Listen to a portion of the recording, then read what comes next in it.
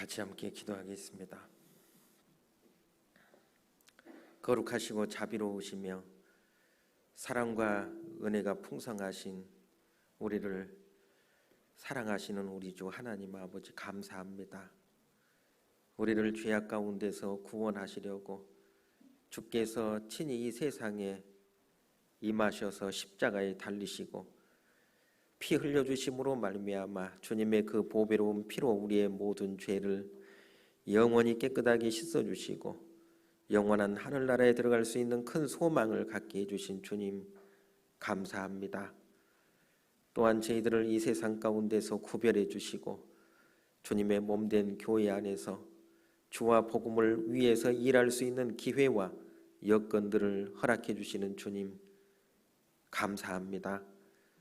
부족하고 연약한 저희들을 주님의 일을 할 수 있도록 모든 여건들을 허락해 주신 주님, 주님 앞에 서는 날까지 부끄럽지 않는 그리스도인으로 살아갈 수 있도록 늘 말씀으로 일깨워 주시고 또 교훈해 주시며 우리의 삶이 주님 선하신 뜻 가운데 주님을 기쁘시게 하며 주님께 영광 돌리는 삶이 되게 해주시기를 원합니다.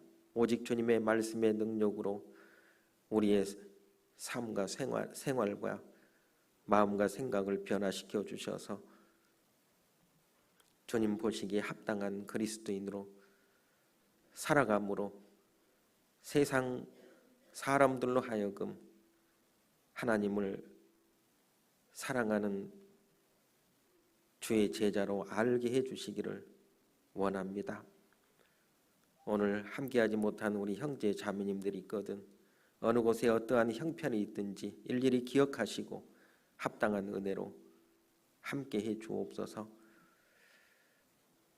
병중에 있는 형제 자매님들이 있거든 속히 또 건강을 허락해 주셔서 함께 복음을 전하며 교제할 수 있도록 은혜 베풀어 주시고 마음 가운데 여러 가지 곤란 중에 시험 가운데 있는 형제 자매님들이 있거든 오직 주님의 말씀의 능력으로 일깨워 주셔서 주님의 선하신 뜻을 알게 하시고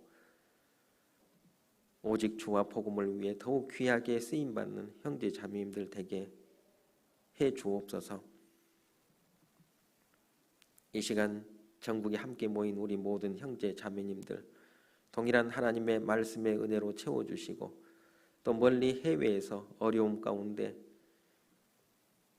곤란 중에 복음을 전하는 형제 자매님들 또 선교사님들과 그의 가정들 일일이 기억하시고 돌아보셔서 복음 전하는데 부족함이 없게 해 주옵소서.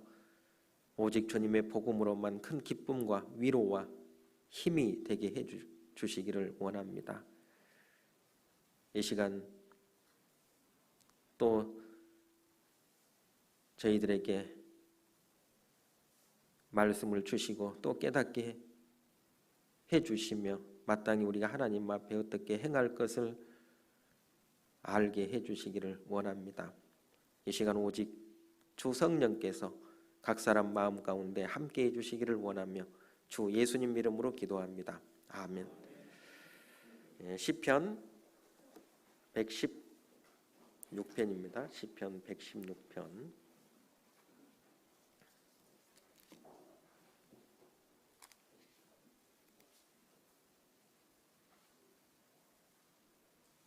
시편 116편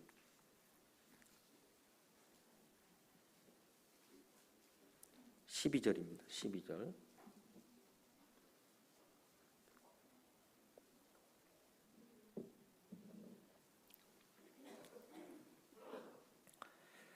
시편 116편 12절 한 절만 같이 읽겠습니다. 여호와께서 내게 주신 모든 은혜를 무엇으로 보답할꼬? 안녕하세요. 평안하셨습니까?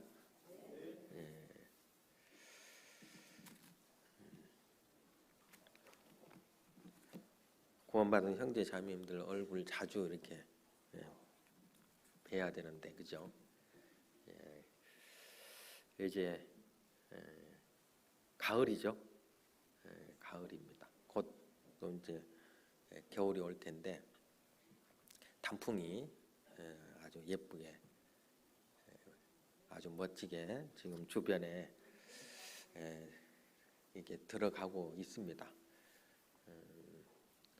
단풍 보면 어때요? 좋죠?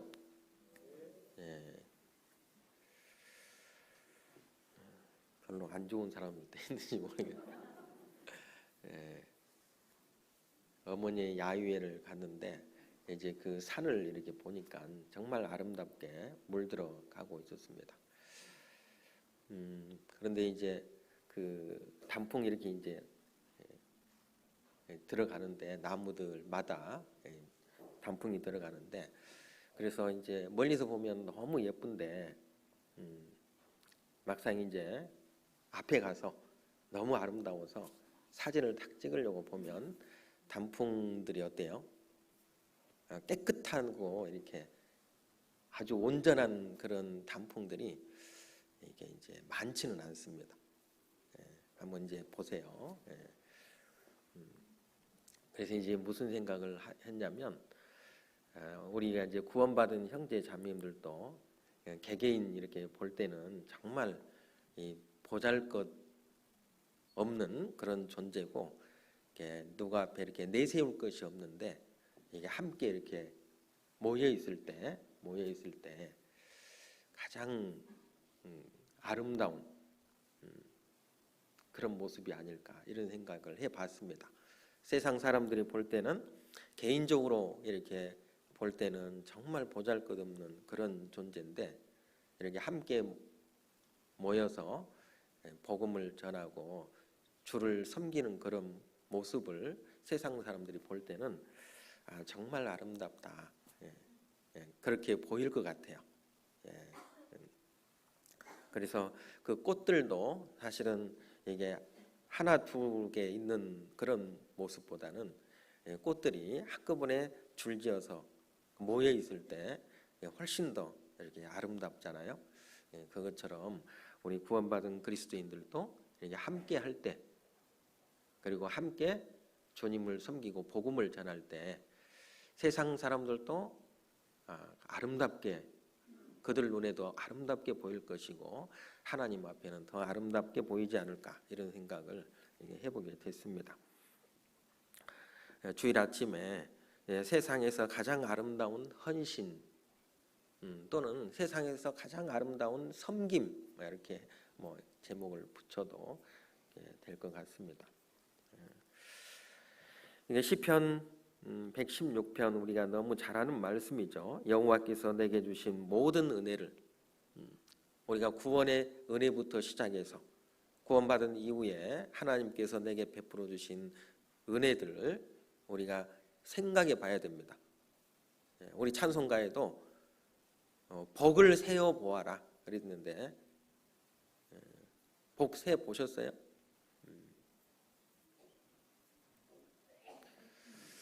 하나님께서 내게 은혜를 주시기는 무슨 은혜를 주셔? 내가 지금 이렇게 힘들게 어렵게 살고 있는데 혹시 그런 마음으로 혹시 살고 계시지는 않습니까? 주님 앞에 섰을 때 날마다, 매 순간마다 우리에게 은혜를 베풀어 주셨다는 사실을 그때 거기서 우리는 분명하게 알게 될 겁니다.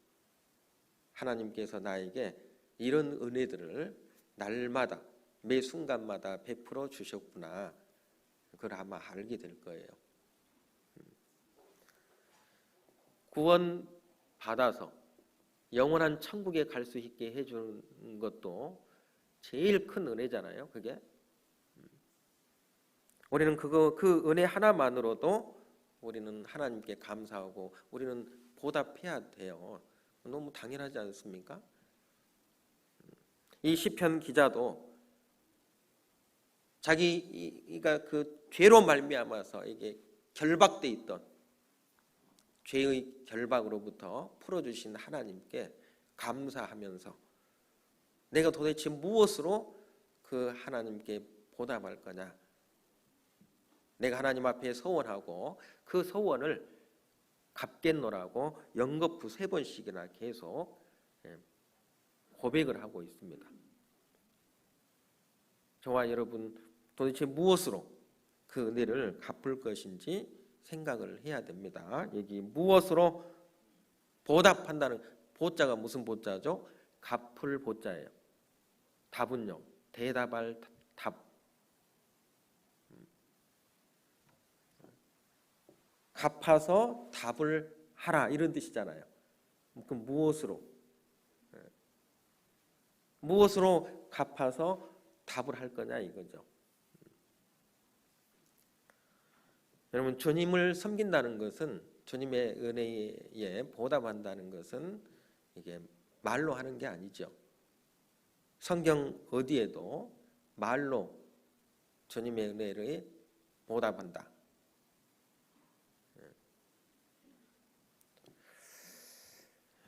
말뿐인 그런 신앙이 아니라 주님을 섬기는 것은 자기의 것을 가지고 섬기는 겁니다. 결국 자기의 것을 가지고. 그래서 지난 시간에 진정한 섬김, 진정한 헌신은 가장 값지고 귀한 것을 드리는 거다, 이런 얘기했죠. 가장 값지고 귀한 것을 드리는 것이 주님 은혜에 보답하는 삶이다. 그래서 아브라함은 하나밖에 없는 가장 사랑하는 독자 이삭을 하나님께 번제로 드렸죠. 번제로 드렸습니다. 하나밖에 없는 사랑하는 독자 이삭을 주님이 달라고 했을 때 그대로 드렸잖아요. 그것이 그 하나님의 은혜에 보답하는 삶이죠. 자기가 가진 것 중에 가장 값지고 귀한 것을 드리는 삶이 보답하는 삶인 거거든요. 그러니까 내 것을 드리지 않는 삶은 사실은 주님을 섬기는 삶이라고 할 수 없어요. 자기가 가진 것을 드리는 것. 가장 값지고 귀한 것을. 성경에 보면 다 자기의 것을 드림으로 섬겼다고. 우리가 그렇게 주님을 섬길 수 있는 근거는 주님이 먼저 저와 여러분들을 섬겨주셨어요. 그리고 지금도 섬기고 있다는 사실을 기억해야 됩니다. 주님은 자기 생명을 바쳐서 저와 여러분들을 섬겼다니까요. 섬겨주셨다니까. 십자가에서 피 흘려 죽으심으로 말미암아 하나님께 지었던 그 모든 죄를 용서해 주셨잖아요. 그거보다 더 큰 은혜가 어디 있겠어요? 우리는 죄로 말미암아 지옥에 갈 수밖에 없는 죄인이라니까요. 죄인. 그런 죄인을 주님은 자기 생명을 바쳐서 나를 섬겨주신 거예요. 어제 우리 중고등부 학생들하고 여수 손양원 목사님의 기념관을 다녀왔습니다. 여기 애양원 병원도 있어요. 아마 가보신 분들은 가보셨을 겁니다. 저도 처음 갔습니다. 거기는 애양원 그 병원에는 상담한다고 간 적이 있었고요. 신방인가 등 갔었고, 그 기념관은 처음으로 저도 갔습니다.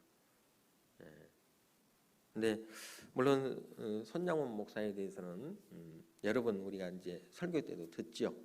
물론 그분이 정말로 확실하게 구원 받았는지 안 받았는지 우리는 알 수는 없지만, 어제 이제 이렇게 가서 보니까 이제 그분의 이제 별명이 있죠. 사랑의 원자탄이라고 합니다. 사랑의 원자탄. 네. 근데 어제 이제 가서 보니까 그 손양원 목사님의 일대기를 아주 간략하게 이렇게 벽에 쭉 붙여져 있더라고요. 근데 저는 그냥 무심코 지나갔습니다. 이제 뭐 이분이 구원을 받았는지 안 받았는지 이제 확실치 않다고 저는 이제 생각을 했거든요, 그냥. 그런데 거기에 날짜가 1924년 3월 23일 일본에서 이렇게 돌아왔는데 그때 참 믿음 그래가지고 중생했다고 거기에 그 연보에 돼 있더라고요. 이분은 대한예수교 장로회입니다. 장로교. 그래서 영어로는 born again이라고 돼 있더라고요. 그래서 날짜까지 이렇게 돼 있어서 이분이 구원 받았을 수도 있겠구나 이런 생각을 했습니다.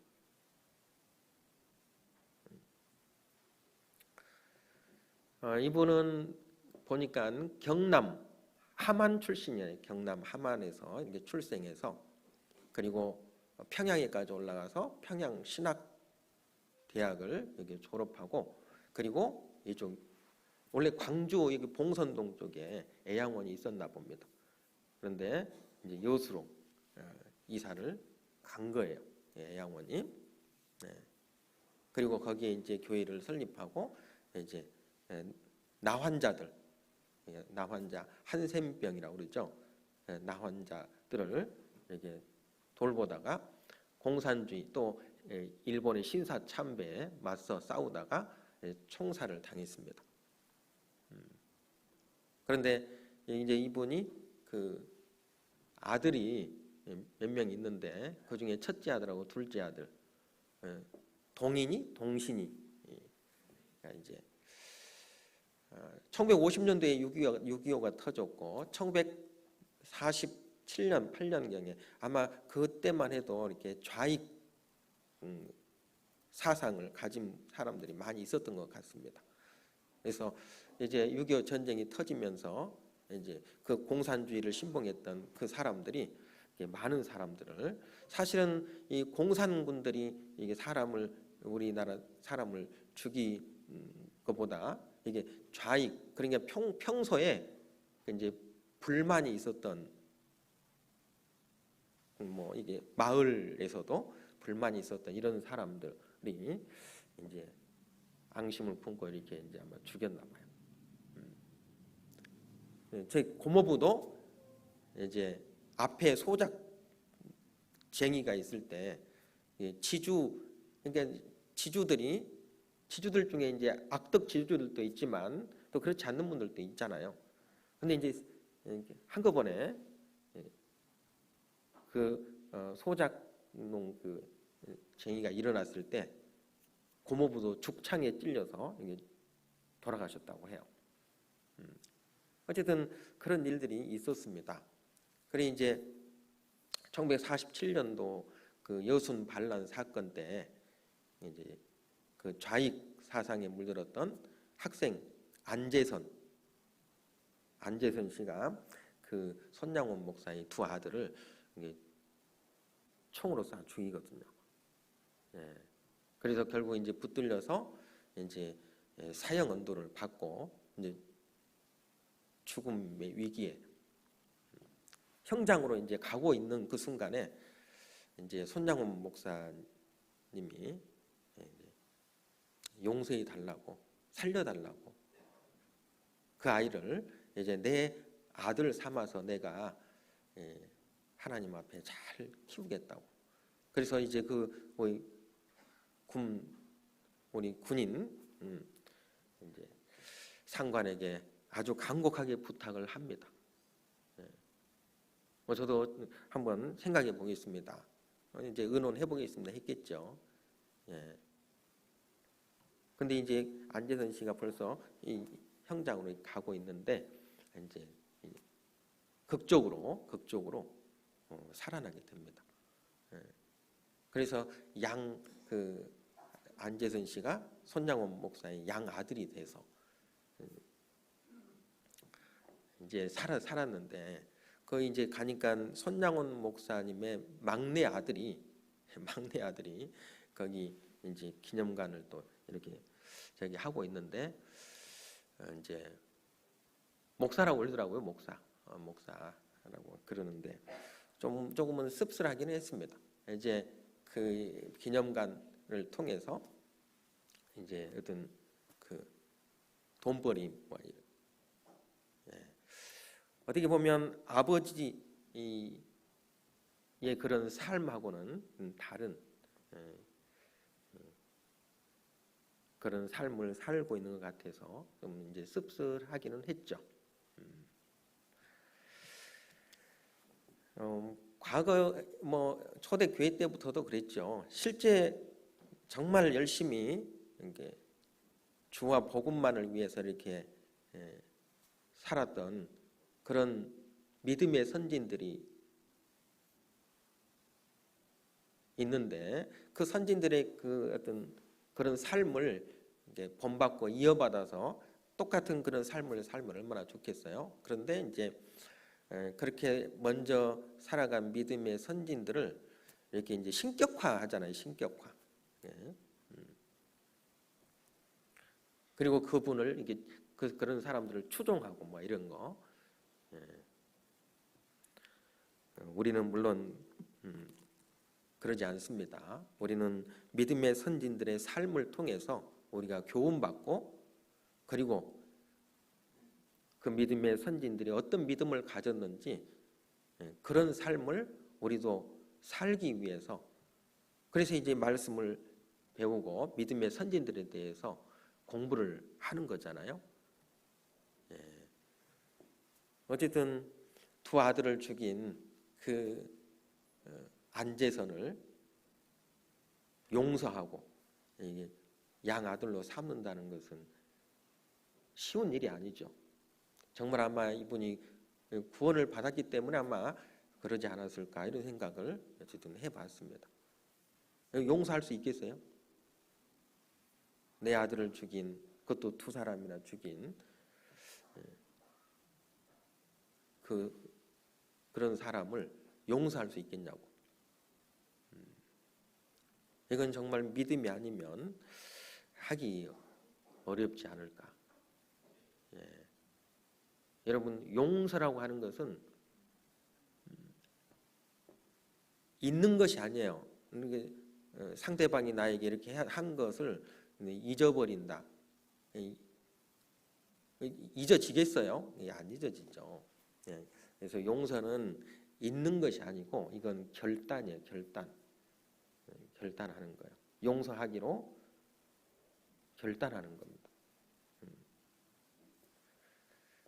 이제 용서를 안 하면 사실은 자기가 마음이 불편하죠. 자기가 힘들어요. 용서를 안 하면. 그래서 용서를 하는 겁니다. 믿음의 선진들이 그랬죠. 다윗 그리고 요셉 한번 읽어보세요. 그래서 용서를 못하면 내 마음이 망가지고 내 마음이 황폐가 돼요. 그리고 나도 똑같이 그 사람처럼 돼요. 용서를 못하면 똑같이 그 사람처럼 됩니다. 우리는 주님의 그 큰 사랑을 생각하기 때문에 용서할 수 있는 거죠. 내가 받은 사랑, 난 죽을 죄인이었다니까요. 지옥에 갈 수밖에 없는 죄인이었다니까요. 그런 나를 주님은 조건 없이 용서해 주셨잖아요. 1만 달란트 빚을 탕감받은 사람이라니까요. 1만 달란트. 평생 벌어도 못 갚을 돈입니다. 그래서 우리는 다른 사람을 용서할 수 있는 거예요. 내가 받은 용서가 너무 크기 때문에. 너무 크기 때문에. 그래서 이 용서의 사람, 성경에도 있는데 아마 이 손양원 목사도 그런 분이었던 것 같아요. 너무 대단한 분이죠. 굉장히 위대한 분입니다. 위대한 분. 어쨌든 어제 거기에 이렇게 다녀왔어요. 뭐 기회가 되면 한번 다녀오세요. 근데 그 기념관에 이렇게 가다 보니까 거기가 그 돼지 키우는 돈사가 있어가지고 냄새가 너무 심, 냄새가 심해 냄새가. 예, 그런 곳에. 하여튼 뭐 경치도 좋은 곳이긴 하는데 또 돼지를 키우는 곳이 있더라고요. 바로 옆에서. 어쨌든 어제 잘 다녀왔습니다. 자, 진정한 헌신, 진정한 섬김, 가장 값지고 귀한 것을 드리는 겁니다. 아브라함이 자기 독자 이삭을 이렇게 드린 것처럼 그게 이제 진정한 헌신이고 그게 섬김인 겁니다. 그게 보답이죠. 보답. 아브라함은 자기 목숨보다도 사실은 더 귀중한 자기 독자 이삭을 하나님께 드렸어요. 드림으로 하나님 은혜에 보답한 거예요. 하나님 은혜. 또 신약 성경에 한번 보죠. 신약 성경 요한복음 11장 12장 요한복음 12장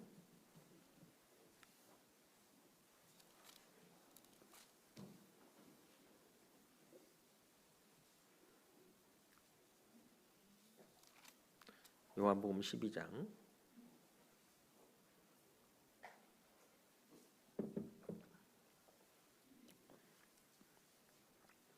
요한복음 12장 1절부터 보겠습니다. 1절부터 6월절 엿새 전에 예수께서 베다니에 이르시니 이곳은 예수께서 죽은 자 가운데서 살리신 나사로에 있는 곳이라. 거기서 예수를 위하여 잔치할세 마르다는 이를 보고 나사로는 예수와 함께 앉은 자 중에 있더라. 마리아는 지극히 비싼 향유 곧 순전한 나드 한 근을 가져다가 예수의 발에 붓고 자기 머리털로 그의 발을 씻으니 향유 냄새가 집에 가득하더라.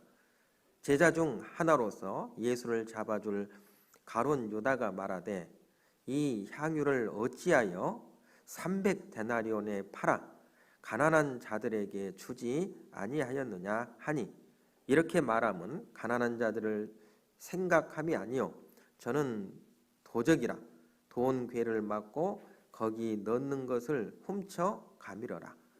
예수께서 가라사대 저를 가만두어 나의 장사할 날을 위하여 이를 두게 하라. 가난한 자들은 항상 너희와 함께 있거니와 나는 항상 있지 아니하리라 하시니라. 자, 여기 이제 마리아죠. 이 마리아가 어떤 헌신을 했는지 이렇게 기록하고 있습니다. 여기 보면 이 나사로의 이 형제들이 참 신앙생활을 잘한 것 같아요. 그죠? 그리고 여기에 있는 이 가족들의 모습을 통해서 우리 교회 안에서도 어떤 삶을 살아야 할 것인지도 우리가 이제 교훈을 얻을 수 있죠.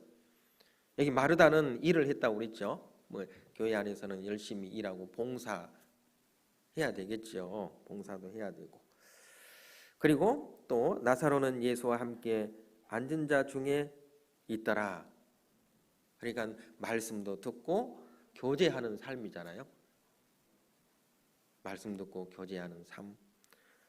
그리고 마리아는 향유 옥합을 부어드렸습니다. 이 섬기는 삶이죠. 또 주님 은혜에 보답하는 삶인 겁니다. 그런데 여기에 보면 이 마리아는 가장 귀하고 비싼 향유를 가장 값진 비싼 향유를 예수님께 부어드렸다. 데나리온 되는, 오늘날로 얘기하면 1년 연봉이요 3천만 원이 넘는, 3천만 원이 넘는 그 향유를 그냥 깨뜨려 가지고 예수님 머리에 그냥 다 부어버렸어요. 예수님의 장사를 위해서 부었다고 했습니다. 이 마리아도 어때요? 마리아도 예수님께서 자기에 베풀어 주신 은혜가 너무 컸기 때문에 자기가 가진 것 중에서 가장 귀하고 값진 것, 아마 마리아에게는 이거보다 더 값지고 귀한 것은 없었을 겁니다. 그것도 뭐 조그만 이게 향유 옥합인데 이게 3천만 원짜리가 넘는 거라고 생각해 보세요. 여러분 집에 그거 이게 깨서 드릴 수 있겠어요? 깨가지고 뭐 조금 부어드릴 수는 있을 수는 있겠죠. 근데 마리아는 그냥 깨가지고 다 부어버렸어요.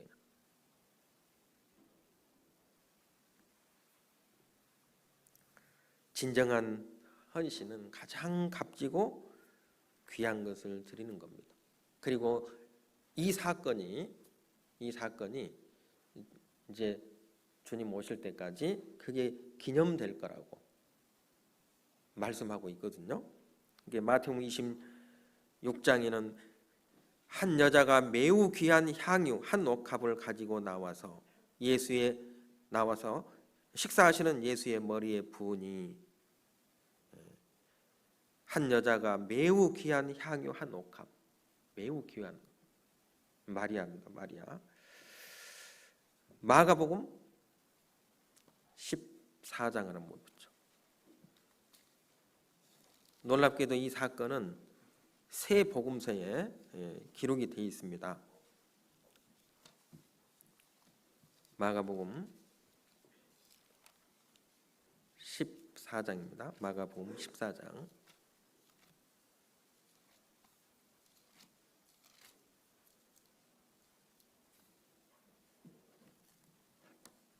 삼 절부터 한번 보겠습니다. 마가복음 14장 3절부터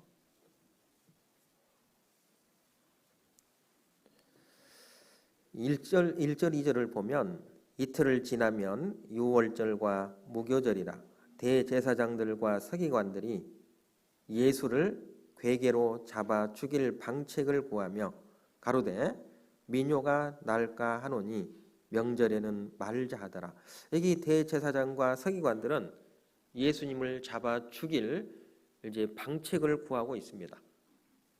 반면에 여기 마리아는요, 예수께서 베다니 문둥이 시몬의 집에서 식사하실 때에 한 여자가 매우 값진 향유 곧 순전한 나드 한 옥합을 가지고 와서 그 옥합을 깨뜨리고 예수의 머리에 부으니 어떤 사람들이 분내어 서로 말하되 무슨 의사로 이 향유를 허비하였는가?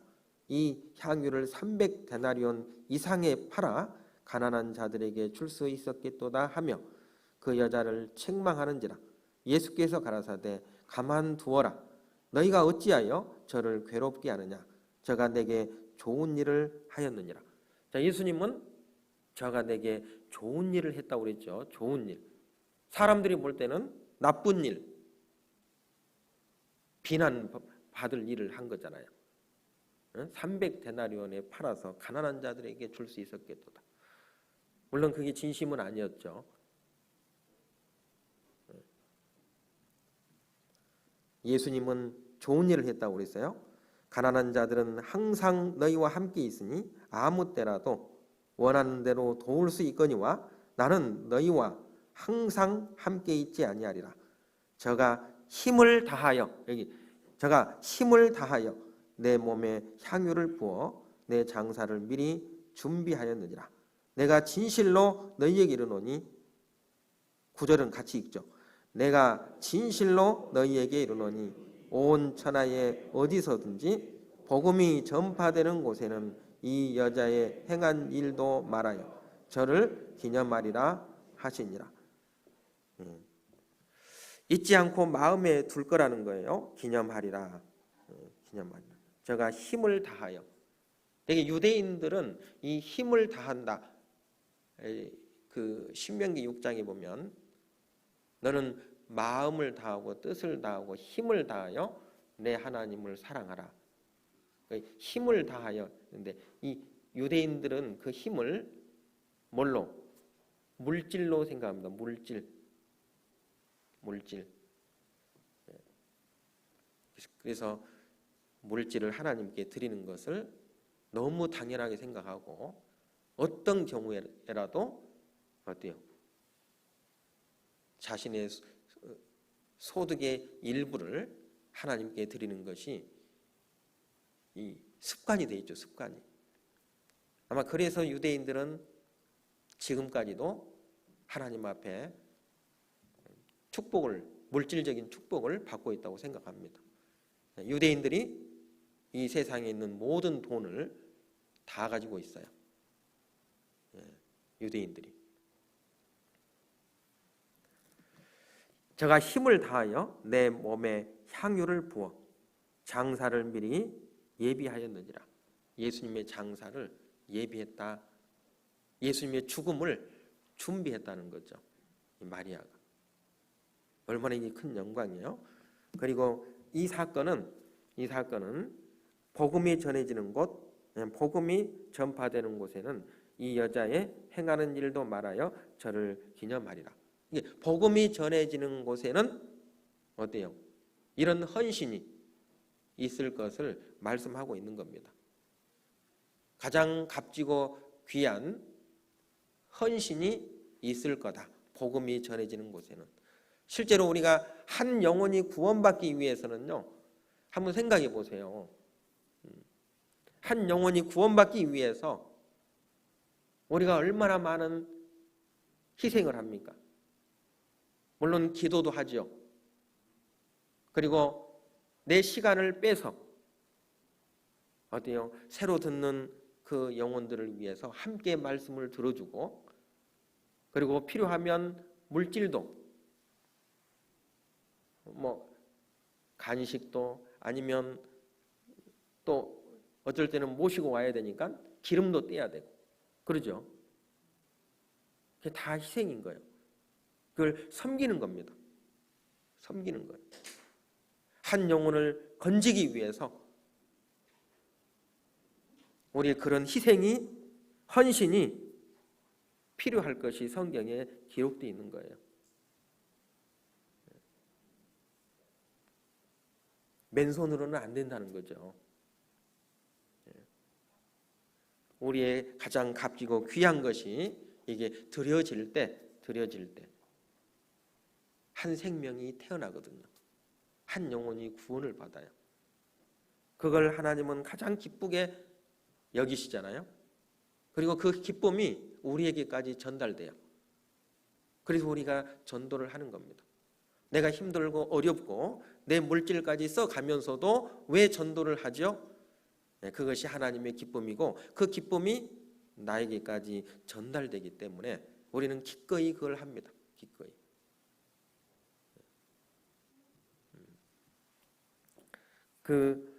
복음성가에 보면 그런 복음성가가 있죠. 그런 복음성가가 있는데 똑바로 보고 싶어요. 그 있죠. 똑바로 보고 싶어요. 똑바로 보고 싶어요, 주님. 온전한 눈짓으로 똑바로 보고 싶어요, 주님. 곁눈질 하긴 싫어요. 곁눈질 양다리 걸치면 안 돼요. 세상과 이 교회 양다리. 또 이 하나님 말씀도 마찬가지입니다. 하나님 말씀도. 내가 구원받은 그 교회, 그 자리에 머물러야 돼요. 아직도 우리 교회가 이게 확실한가? 이런 분들이 있죠. 다른 교회 또 가서 여기도 들어보고 저기도 들어보고 안 돼요. 결단하셔야 됩니다. 제가 전에 있던 교회에 한 분이 말이죠. 우리 교회 말씀을 들었어요.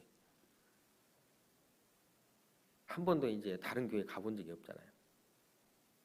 그래가지고 이 교회만 진짜 구원이 있나? 정말 성경 올바로 가르치는 거야? 그러고 이제 시내를 다 돌아다니면서 여기 교회도 가보고 저기 교회도 가보고 막 그랬대요. 가봤다니까요. 저한테 그 얘기를 해요. 저한테. 이 교회도 가보고 저 교회도 가보고. 하여튼 그 시내에 있는 교회들 중에 하여튼 큰 교회도 가보고 작은 교회도 가보고 뭐 가봤다는 거예요. 가보니까 어디 있을까요? 다 이상하더래요. 다 이상하더래요. 다. 성경을 우리처럼 이렇게 정확하게 가르치는 곳이 없더라 이거죠. 여러분, 복음이 전해지고 그리고 성경을 올바로 가르쳐서 구원받을 수 있도록 해주는 교회라면 거기에 있어야 되는 거예요. 여기저기 기웃거릴 필요 없습니다. 곁눈질 하기 싫어요. 하지만 내 모습은 온전치 않아 세상이 보는 눈은 마치 날 죄인처럼 멀리하며 외면을 하네요. 주님, 이 낮은 자를 통하여 어디에 쓰시려고 이렇게 초라한 모습으로 만들어 놓으셨나요? 당신께 드릴 것은 사모하는 이 마음뿐. 이 생명도 달라시면 십자가에 놓겠으니 허울뿐인 육신 속에 참 빛을 심게 하시고 가식뿐인 세상 속에 미랄로 썩게 하소서. 이 생명도 달라시면 십자가에 놓겠으니. 아마 하나님이 요구한다면 아마 생명도 드려야 될 거예요. 자식도 달라고 하면 자식도 드려야 될 거예요. 그런데 어때요? 우리는 아직 그런 믿음이 정말 됩니까? 정말 주님께 드릴 수 있는 것이 우리가 뭐가 있을까요? 정말 사실은 우리는 주님께 드리는 것 정말 작은 거 아니겠어요? 아주 값지고 귀한 것이 아닌 그 작은 것 하나도 참 드리는데 인색하고 마음 졸이고 그러지는 않습니까? 마리아는 그냥 깨버렸어요. 자기 육신이 깨진 거죠. 육신.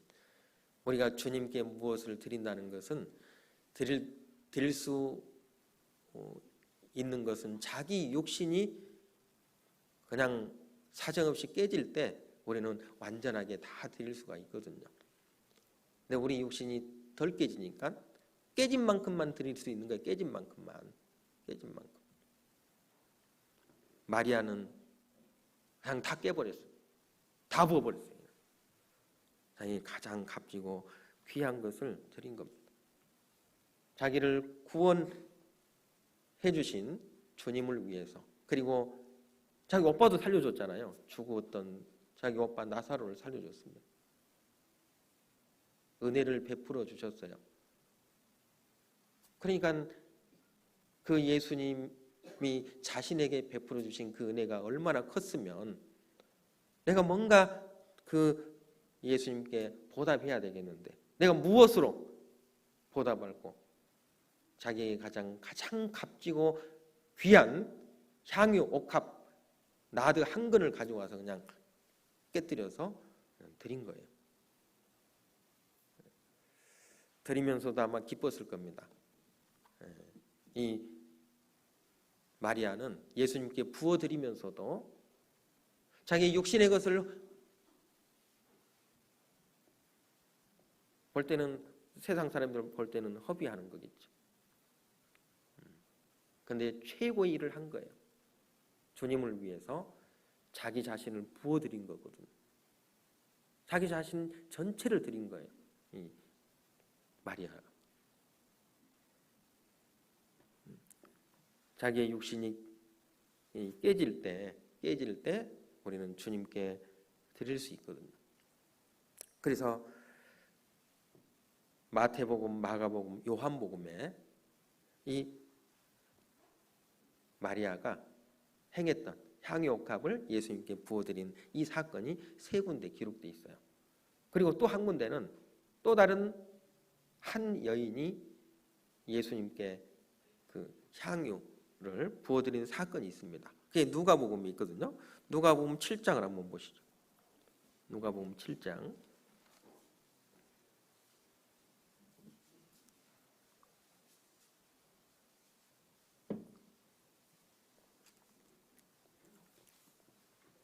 누가복음 7장 37절 한번 보시면,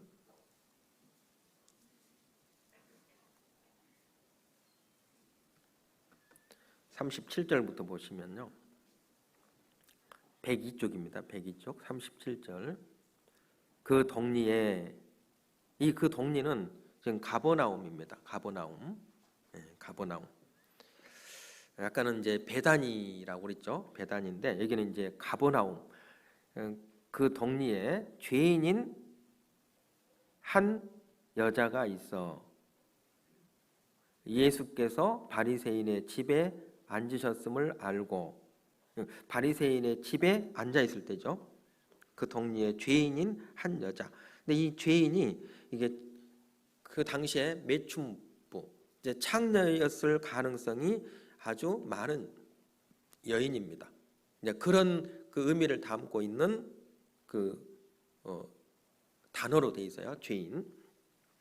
죄인인 한 여자가 있어 예수께서 바리새인의 집에 앉으셨음을 알고 향유 담은 옥합을 가지고 와서 예수의 뒤로 그 발 곁에 서서 울며 눈물로 그 발을 적시고 자기 머리털로 씻고 그 발에 입맞추고 향유를 부으니 예수를 청한 바리새인이 이것을 보고 마음에 이르되 이 사람이 만일 선지자더면 자기를 만지는 이 여자가 누구며 어떠한 자 곧 죄인인 줄을 알았으리라 하거늘 예수께서 대답하여 가라사대 시몬아 내가 내게 이를 말이 있다 하시니 저가 가로되 선생님 말씀하옵소서. 가라사대 빚주는 사람에게 빚진 자가 둘이 있어 하나는 500데나리온을 졌고 하나는 50데나리온을 졌는데 갚을 것이 없으므로 둘 다 탕감하여 주었으니 둘 중에 누가 저를 더 사랑하겠느냐. 시몬이 대답하여 가로되 제 생각에는 많이 탕감을 받은 자니이다. 가라사대 내 판단이 옳다 하시고. 자, 여기 이 한 여인, 이제 그 찬송가에 보면 막달라 마리아라고 나오는데 여기는 이제 막달라 마리아라고 성경에 기록되어 있지 않습니다. 그냥 아마 막달라 마리아였을 것이다. 그래서 아마 찬송가에는 이제 막달라 마리아라고 이렇게 기록되어 있는데 성경에는 정확하게 그 여인의 이름이 기록되어 있지 않아요. 그냥 죄인인 한 여자. 근데 이 여인이 분명히 하나님 앞에 죄를 엄청나게 많이 지은 것 같아요. 그리고 참 부끄러운 그런 죄들을 많이 아마 지은 것 같습니다. 그 죄를 깨닫고 예수님 앞에 선 거예요. 그리고 그 예수님께로부터 그 죄 문제를 해결한 겁니다. 그러니까 그 죄 문제 해결한 그것이 너무너무 그 은혜가 커서 예수님께 뭔가 보답하고 싶은 거예요. 이 여인도 자기가 가지고 있는 가장 값지고 귀한 것, 향유 담은 옥합을 예수님 머리에 부어드린 겁니다. 여러분 정말로 구원받았다면 정말 구원받았습니까? 정말 하나님의 은혜를 받았습니까? 여러분 받았다면 우리도 그런 마음 드는 것이 너무 당연한 거예요.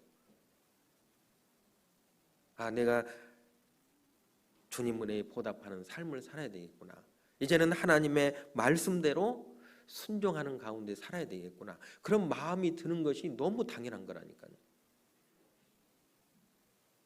누가 이렇게 해야 된다, 저렇게 해야 된다, 그렇게 말하지 않아도 확실하게 하나님의 은혜를 깨달았다면 이 마음 속에서 그런 마음이 들도록 돼 있는 거예요. 그게 구원받은 증거예요, 그게. 그런데 하나님의 구원의 은혜를 받았다고 하는데 마음 속에서 전혀 하나님의 말씀을 구하지도 않고 듣는 것도 싫어하고 교제나 모임 같은 것도 싫어한다면 점검해 봐야 되잖아요. 정말 내가 하나님의 은혜를 참으로 받은 자인가 생각해야 돼요. 여러분 고민해야 됩니다. 고민해야 돼요. 이거는 나이 어린 것하고도 아무 상관이 없어요. 과거에는 정말 중학교, 고등학교를 다니는 학생들도 하나님의 말씀을 처음 딱 접하고 나면 마음에 문제가 생긴다니까요. 야, 이 성경이 정말 하나님의 말씀이냐? 이게 정말 하나님의 말씀이라면 영원한 천국 아니면 지옥에 가야 되잖아요. 그러면 정말 영원한 천국도 있고 지옥이 있느냐 이거예요. 이거 궁금해진다니까요. 그리고 구원을 얻지 못한다면 영원한 지옥에 간다는 사실도 알게 돼요. 그래서 이거 고민하게 된다니까요. 고민하게 돼요. 주님의 은혜를 받은 사람은 그 받은 은혜를 보답하려고 합니다. 보답하려고. 그건 지극히 당연한 겁니다. 진정한 헌신, 진정한 섬김은 자신에게 가장 값지고 귀한 것을 드리는 거예요. 그러면 내 삶 가운데서 내가 가장 귀하게 여기는 것, 가장 값지게 여기는 것이 무엇입니까? 생각해 보셔야죠. 지금 내가 살아가는 삶 가운데 내가 가장 마음에 두고 있고 가장 귀하게 여기는 거, 그게 무엇인지.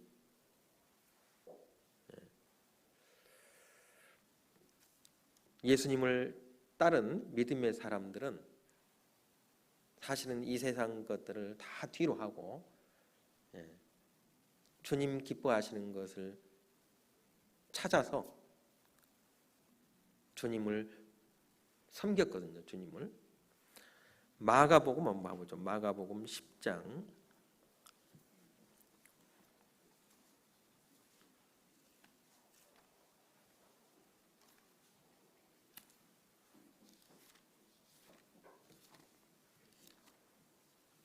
마가복음 10장 28절입니다. 28절.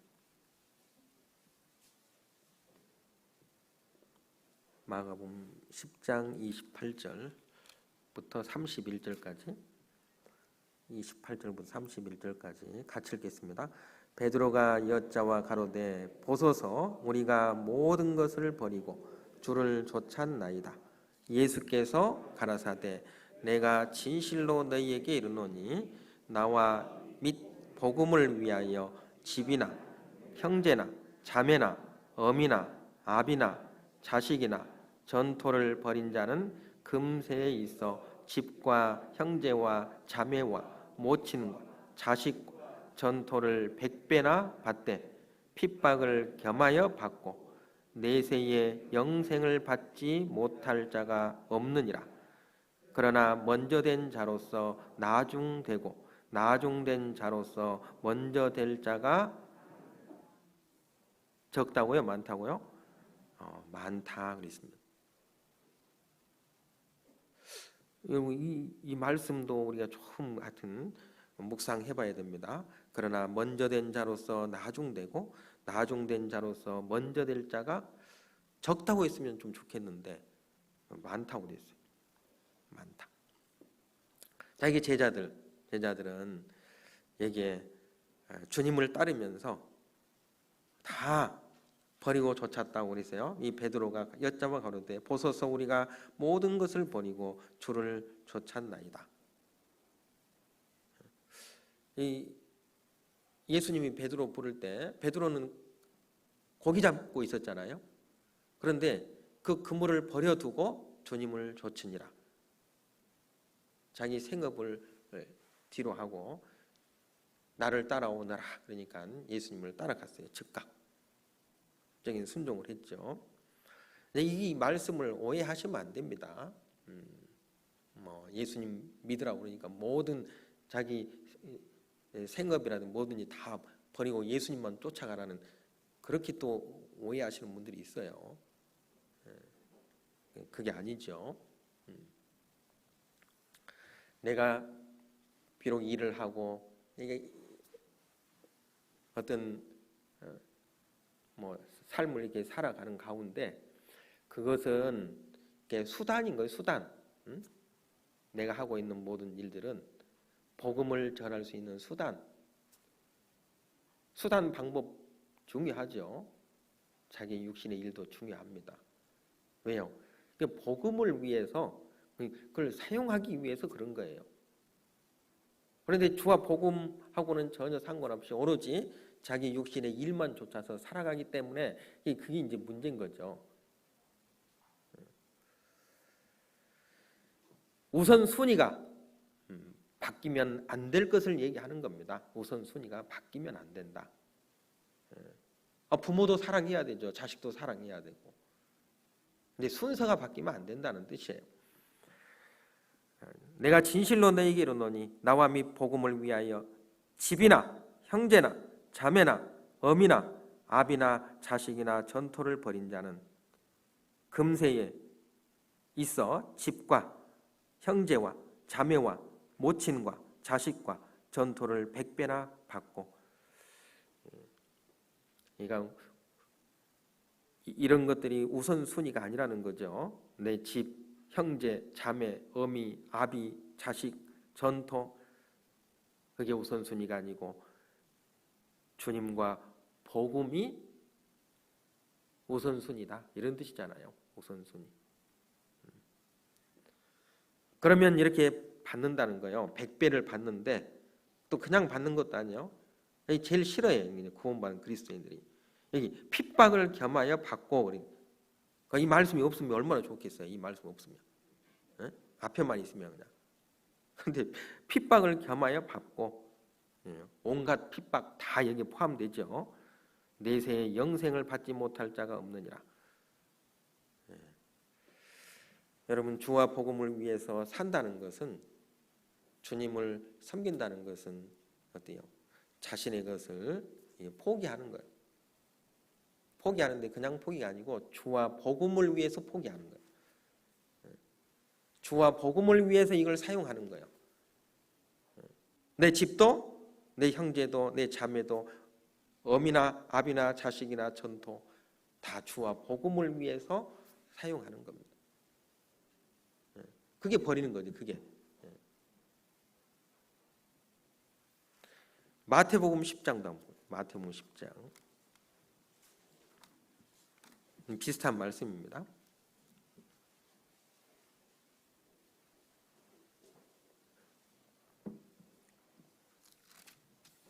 (37절부터)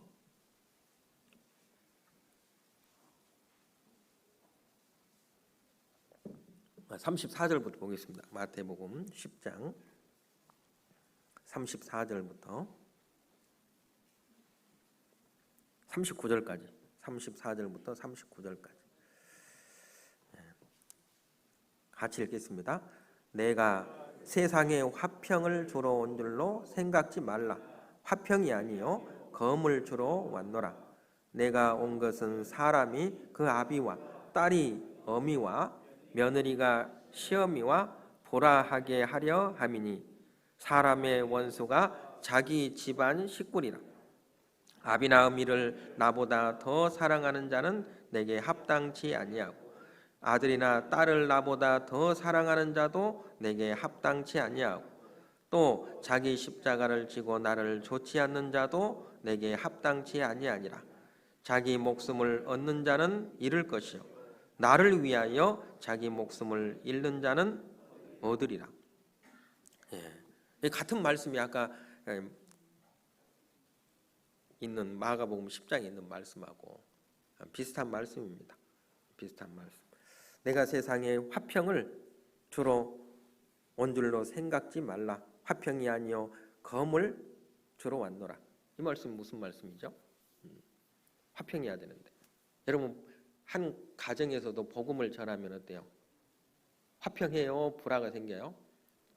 불화가 생기는 겁니다. 우리는 이 말씀의 검을 가지고 나아가면 반드시 어때요? 불화하도록 돼 있어요. 그럼 화평하려면 우리는 하나님과 내가 먼저 하나가 돼야 되고 화평해야 되고 화목해야 되고요. 그래야 다른 사람들과 화목할 수 있어요. 주님의 복음을 전해주면 그 복음을 순수하게 받아들이는 분들이 쉽지 않죠. 없어요. 복음 전하면 어때요? 욕하고 비난하고 때로는 협박하고 때로는 때리기도 하고 이러잖아요. 불화가 막 생겨요. 복음을 전하다 보면. 그래서 화평을 주로 온 줄로 생각지 말라 이렇게 얘기하신 겁니다. 예수님이 이 땅에 오신 것은 우리와 화목하려고 우리에게 화평을 주시려고 오신 분이잖아요. 그런데 예수님이 없는 주님이 없는 화평, 화목 그런 거는 원치 않아요. 이 세상에서 가족들이 아무리 화목하고 행복하게 화평하게 잘 산다 할지라도 거기에 주님이 없어요. 이 땅에서는 화목하게 화평하게 가족들이 잘 살았지만 죽음을 건너가면요. 여러분 죽음 건너가면 그 가족들이 화평하고 화목할까요? 아니면 그때부터 진짜 싸울까요? 여러분 지옥은 화목 화평이 없어요. 거기는 무서운 저주밖에 없어요.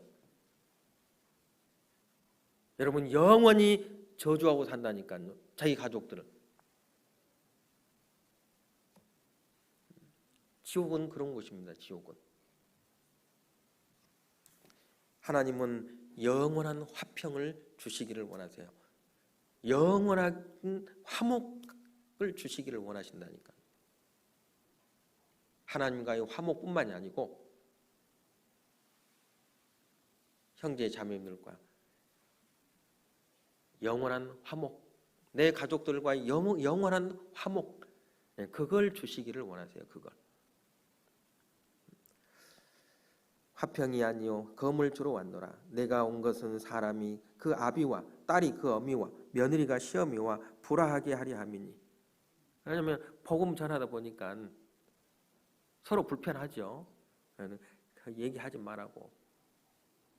너만 잘 믿으면 됐지 왜 나까지. 나는 됐다고. 또 얘기하고 그러면 이제 화내잖아요. 성질내고 막. 복음, 교회 얘기, 하나님 말씀 얘기하면 그런 얘기 하려면 오지 마라고 그러고 이제 다시는 보기 싫다고 그러고. 그래도 우리는 전할 수밖에 없습니다.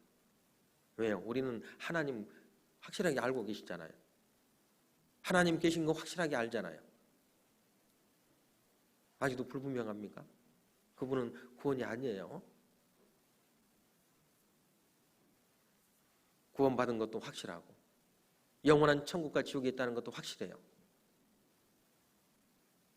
안전할 수가 없어요. 전해줘야 돼. 전해줘야 돼. 나만 살면 안 되잖아요. 내 가족들도 같이 살아야 되잖아요.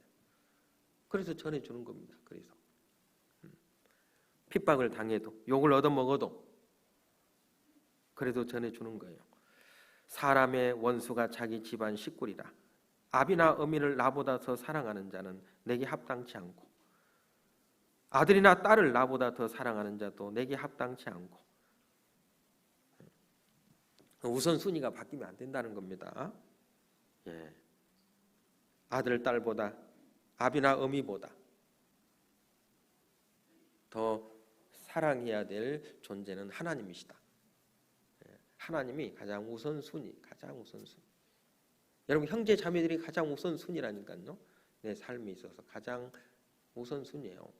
그런 형제 자매들에게 서로 상처 주고 그러면 되겠어요? 안 되잖아요. 말도 우리는 조심해야 되죠. 말도 함부로 하면 안 되고요. 여러분 성격 탓하면 안 됩니다. 아닌 거는 아닌 거죠. 말도 우리가 예쁘게 상대방 기분 좋게 해줘야지. 기분 좋게. 상대방을 내가 대접을 하면 그 대접이 자기에게로 돌아와요. 자기에게로. 내가 남을 대접하면 그게 자기에게로 돌아온다니까요. 틀림없습니다. 틀림없습니다. 그러니까 자기가 섬김을 받고자 하면 남을 섬겨야 된다. 그랬잖아요. 하나님이. 그건 너무 당연한 겁니다. 여러분, 내가 내 형제 자매를 높여주면, 내 형제 자매를 높이면 내가 내 위신이 깎입니까? 이게 이 세상 사람들은 그렇게 생각해요. 내가 저분을 높이면, 저분을 내가 좀 더 잘해주면 왠지 내 위신이 좀 낮아진 것 같아. 내 위신이 깎아지는 것 같아. 그럽니까? 여러분, 세상에서는 그럴지 몰라도 교회 안에서는 그렇지 않습니다. 교회 안에서는 내가 다른 형제 자매들을 높이면 나도 똑같이 높아지는 거예요. 여러분, 우리나라의 대통령 예를 들어서 외국에 갔어요. 외국에. 한번 생각을 해보세요. 그러면 그 대통령 위신을 내가 이렇게 세상 그 다른 나라 사람들에게 높여줘요. 높여주면 어떨까요? 자기 자신도 위신이 높아진다니까요. 그 대통령을 얘를 깎아내리면 세상 사람이 다른 나라가 대통령을 천하게 볼 거 아니에요? 그러면 그 대통령을 따르는 사람들도 천해지는 거예요. 천해지는 거.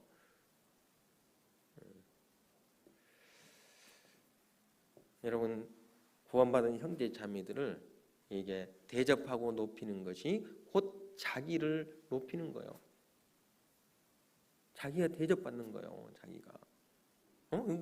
높여주면 야, 저분이 어떤 분이길래 도대체 저렇게 대우해주고 대접해주는가.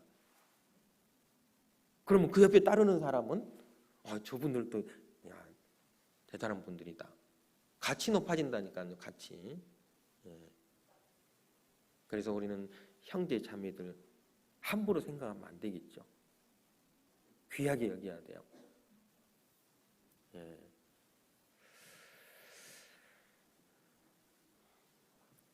우선순위가 항상 우리는 주와 복음을 위해서. 그래서 내가 가진 것, 내가 값진 것, 그걸 주님께 드리는 겁니다. 누가복음 14장도 한번 보죠. 똑같은 말씀인데 누가복음 14장.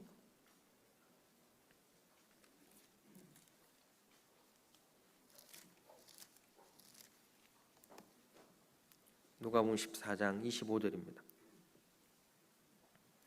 25절부터 27절까지, 25절부터 27절까지 120쪽입니다. 또 같이 읽겠습니다. 허다한 무리가 함께 갈새 예수께서 돌이키사 이르시되 무릇 내게 오는 자 자기 부모와 처자와 형제와 자매와 및 자기 목숨까지 미워하지 아니하면 능히 나의 제자가 되지 못하고 누구든지 자기 십자가를 지고 나를 좇지 않는 자도 능히 나의 제자가 되지 못하리라. 물은 내게 오는 자가 자기 부모와 처자와 형제와 자매와 및 자기 목숨까지 미워하지 아니하면, 그러니까 이런 것들이 우선순위가 아니라는 걸 얘기하는 거예요. 능히 나의 제자가 되지 못하리라. 그러니까 주님의 제자가 되려면 항상 우선순위가 주님 먼저, 교회와 복음이 먼저인 거예요. 제자가 되지 못하고 누구든지 자기 십자가, 자기가 져야 될 십자가가 있어요. 자기 십자가. 십자가가 다 있어요. 구원받고 나면 십자가가 다 있다니까요. 그 십자가가 자기 가족들이 될 수도 있고 주변에 있는 이 사람들이 될 수도 있고, 그 십자가 자기 자존심이 될 수도 있고, 그 십자가가 건강이 될 수도 있어요. 자기 십자가가 친구들이 될 수도 있고, 그 자기 십자가가 자기 남편이 될 수도 있고, 자기 아내가 될 수도 있고, 자녀들이 될 수도 있고, 그 십자가가 취미가 될 수도 있어요. 그런 걸 지고 따르라고 그랬죠. 제자가 되지 못하리라. 자기 십자가를 지고 나를 좇지 않는 자도 능히 나의 제자가 되지 못하리라.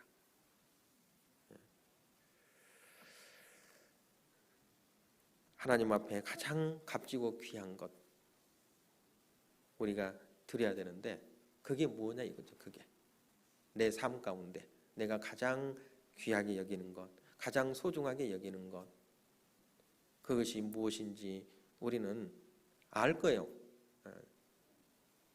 자기 스스로도 알아요. 그러면 그걸 주님께 드려야 돼요. 가장 값지고 귀한 것. 그게 하나님 앞에 가장 귀한 헌신, 진정한 헌신, 가장 아름다운 섬김, 가장 아름다운 헌신이라고 할 수 있습니다. 지금까지 구원받고 주님께 어떤 것들을 드리고 있는지, 무엇으로 보답할 거 그랬으니까 어떤 것들을 드리고 있는지, 값지고 귀한 것 드리고 있는지, 아니면 낮고 천한 것 드리고 있는지, 아니면 내가 쓰다 남은 것 드리고 있는 것은 아닌지, 이런 걸 생각을 해보셔야죠. 해봐야 돼요. 그래서 우리가 주님을 대접하는 만큼 우리도 대접받는다는 걸 우리가 꼭 기억해야 됩니다.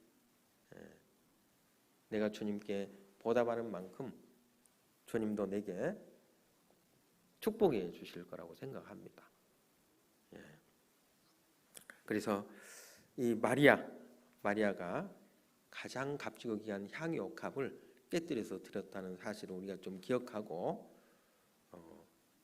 내 삶의 우선순위도 생각해보고, 또 내가 가진 가장 값지고 귀한 것을 주님께 드리는 삶이었으면 좋겠다 싶습니다.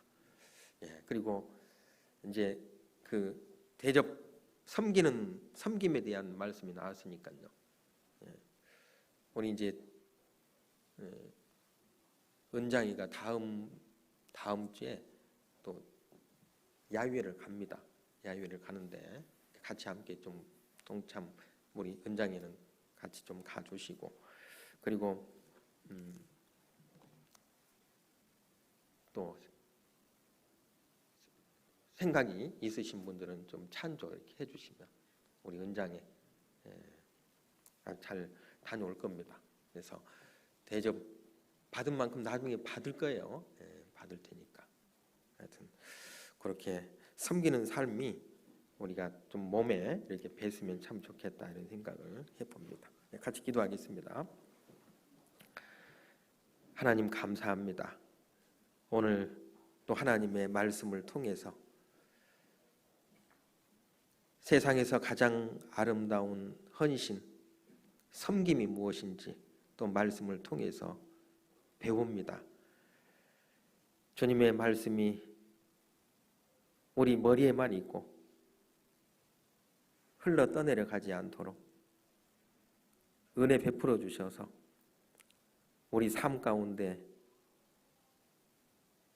실제 주님을 섬기는 삶이 될 수 있도록 우리를 인도해 주시고 은혜 가운데 살아갈 수 있도록 자비를 베풀어 주시기를 원합니다. 마리아가